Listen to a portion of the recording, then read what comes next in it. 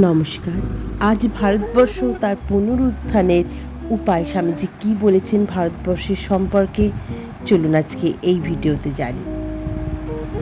যদি এই পৃথিবীতে এমন কোনো দেশ থাকে যাকে পুণ্যভূমি নামে বিশেষিত করা যেতে পারে, যদি এমন কোনো স্থান থাকে যেখানে মানুষের ভিতরে ক্ষমা, মায়া, দয়া, পবিত্রতা, শান্তভাব প্রভৃত সদ্গুণের বিকাশ সবচেয়ে অধিক পরিমাণে হয়েছে, যদি এমন কোনো দেশ থাকে যেখানে সর্বাপেক্ষা অধিক আধ্যাত্মিকতা এবং অন্তর্দৃষ্টি বিকাশ হয়েছে, তবে নিশ্চিতভাবে বলতে পারি সে আমাদের মাতৃভূমি, এই ভারতবর্ষ।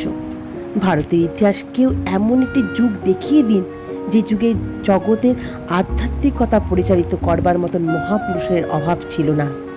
কিন্তু ভারতের কার্যপ্রণালী আধ্যাত্মিকতা, সে কাজ রণবাদ্য বা সেনাবাহিনী অভিযানের দ্বারা হতে পারে না। ভারতের প্রভাব চিরকাল পৃথিবীতে নিঃশব্দ শিশির পাতার মতো সকলের অলক্ষ্যে সঞ্চারিত হয়েছে, অথচ পৃথিবীর সবচেয়ে সুন্দর ফুলগুলি ফুটিয়ে তুলেছে আমাদের মাতৃভূমি প্রতি জগতের ঋণ অপরিসীম। খ্রিস্ট ধর্ম যখন কল্পনাতেও উদ্ভব হয়নি, তখন অত্যন্ত 300 বছর আগে আমাদের ধর্ম সুপ্রতিষ্ঠিত। বিজ্ঞান সম্বন্ধে একই কথা। প্রাচীন ভারতবর্ষে আর একটি দান বৈজ্ঞানিক দৃষ্টিসম্পন্ন চিকিৎসকের দল। স্যার উইলিয়াম হান্টারের মতে নানা রাসায়নিক পদার্থের আবিষ্কার এবং বিকল কর্ণ নাসিকার সুগঠনের উপায় নির্ণয়ের দ্বারা ভারতে আধুনিক চিকিৎসা বিজ্ঞানকে সমৃদ্ধ করেছে।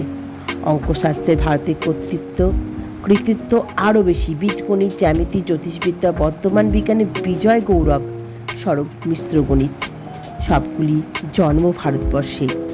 বর্তমান সভ্যতায় ভিত্তিপ্রস্তর স্বরূপ সংখ্যা দশকও ভারতের মনীষীরাই সৃষ্টি করেছেন। দশমিক সংখ্যাবাচক শব্দ বাস্তবিক সংস্কৃত ভাষারই কিন্তু উদ্ভব।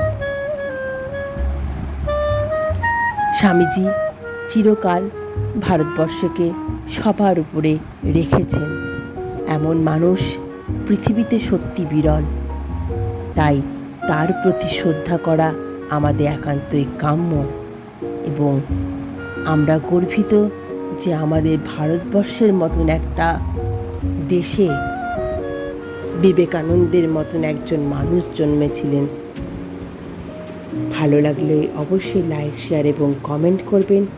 অবশ্যই প্রত্যেকটা বাচ্চাকে আমাদের স্বামীজির সম্পর্কে জানাবেন। নমস্কার।